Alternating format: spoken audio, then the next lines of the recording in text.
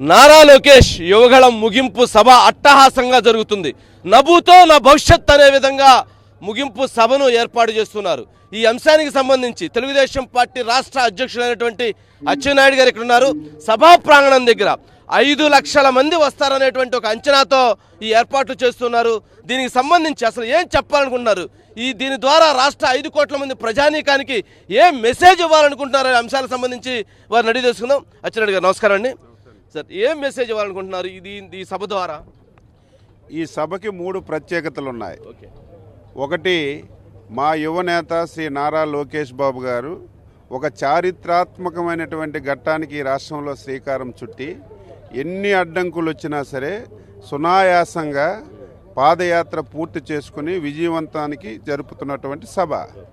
రెండవది, మా అధ్యక్షుల్ని ఏ తప్పు లేకుండా అన్యాయంగా అక్రమంగా కేసు పెట్టి 53 రోజులు జైల్లో ఉంచి రిలీజ్ అయిన తర్వాత జరుగుతున్నటువంటి మొదటి సభ. మూడవది, జనసేన తెలుగుదేశం పార్టీ కలిసిన తరువాత పవన్ కళ్యాణ్ చంద్రబాబు నాయుడు గారు అటెండ్ అవుతున్నటువంటి మొదటి సభ. అందుకే ఈ సభకి ఇంత ప్రాధాన్యత వచ్చింది.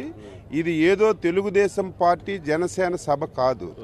ఈ సభ 5 కోట్ల మంది ప్రజలకి, వైసీపీకి జరుగుతున్నటువంటి సభ. ఎందుకు ఈ మాట అంటున్నానంటే, ఈరోజు ప్రభుత్వం ఈ సభ జరగకుండా చెయ్యాలని ఉక్కుపాదంతో కార్యక్రమాలు నిర్వహిస్తుంది. స్థలం అడిగినా ఇవ్వలేదు, ఆర్టీసీ బస్సులు అడిగినా ఇవ్వలేదు. మా మీద అభిమానం ఉన్న వాళ్ళు ప్రైవేట్ వెహికల్స్ ఇస్తామంటే ఆర్టీసీ వాళ్ళు ఆర్టీఓలని చెప్పి వాళ్ళ మీద దండించారు. పక్క రాష్ట్రం నుంచి తెచ్చుకుంటే వాళ్ళకు ఫోనులు చేసి ఇక్కడికి బస్సులు తెస్తే మీ మీద కేసులు పెట్టి అరెస్ట్ చేస్తామని వాళ్ళకు బెదిరించారు. అంటే అన్ని రకాలుగా ఈ సభని ఫెయిల్ చేయాలని చెప్పి ముఖ్యమంత్రిగా ప్రత్యేకంగా ప్రయత్నం చేసినా సరే ఈరోజు 5 లక్షల మంది ఈ సభకి హాజరవుతారని అంచనా వేస్తున్నామంటే దీనికి కారణం, ప్రధానమైనటువంటి కారణం, ఎప్పుడు ఈ రాష్ట్రానికి పట్టినటువంటి జగన్మోహన్ రెడ్డి శని వదులుతుంది.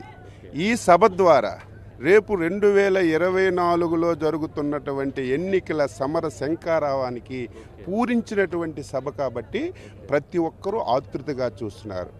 మీరు బస్సులు ఇవ్వకపోయినా, వాహనాలను అడ్డుపెట్టినా, ఎవరికి వాళ్ళు, ట్రాక్టర్లు ఉంటే ట్రాక్టర్లు, లారీలు ఉంటే లారీలు, మోటార్ సైకిల్ ఉంటే మోటార్ సైకిల్, ఏదీ లేకపోతే దేవుడిచ్చిన 2 కాళ్ళు ఉన్నాయి, దాంతోనైనా సరే గ్రామాలు కాలినడకతో నడిచి వచ్చి ఈ సభని విజయవంతం చేయాలని ఆతృతతో ఉన్నారు. కాబట్టి ఆ స్థాయిలో జరుగుతుందని భావిస్తున్నాం. శంకరావాన్ని పూరిస్తున్నారు. అయితే అదేవిధంగా రెండో అంశం, మీరు ఎన్టీ రామారావు గారిని చూశారు, చంద్రబాబు నాయుడు గారిని చూశారు, లోకేష్ని ఇప్పుడు చూస్తున్నారు. ఏంటి లోకేష్లో ఉన్నటువంటి మార్పు ఏంటి? ఏ అంశాలు మీరు చెప్పగలుగుతారు? లోకేష్ బాబు గారు ఇదేదో యువగలం అంటే షో గురించో లేకపోతే అందరూ చేసినటువంటి పాదయాత్రలాగా యువగలం జరగలేదు. ఈరోజు 4.5 సంవత్సరాలైంది. ఈరోజు సమాజంలో యువత ఎక్కువ భాగం అనేది ప్రతి ఒక్కరికి తెలుసు.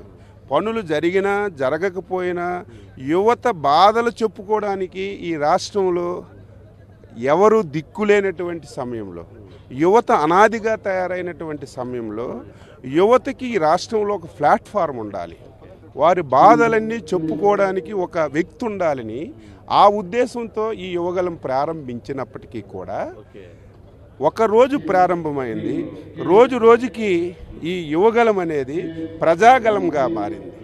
అన్ని వర్గాలకి, అన్ని ప్రాంతాలకి, అన్ని మతాలకి, అన్ని కులాల వారికి ఒక ఆధారంగా దొరికింది. ఇది ప్రతి ఒక్కరూ పని అవుతుందో లేదో మనకు సమాజంలో తెలుసు కదా, పని అయినా అవ్వకపోయినా బాధను చెప్పుకోగలిగితే కొంత రిలీఫ్ వస్తుంది.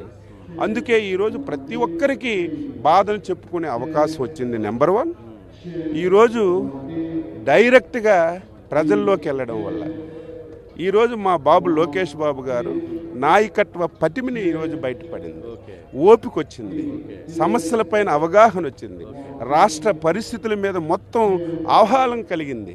కాబట్టి ఈరోజు ఆయన ఈ పాదయాత్ర వల్ల ఒక మంచి నాయకుడిగా తయారయ్యాడు. ఇది ఈ రాష్ట్ర భవిష్యత్తుకి ఉపయోగపడుతుంది. తెలుగుదేశం భవిష్యత్తుకి ఈ పాదయాత్ర నాయకత్వ పటిమ ఉపయోగపడుతుందని భావిస్తున్నాను. Thank you so much Atchannaidu garu. Thank you so much.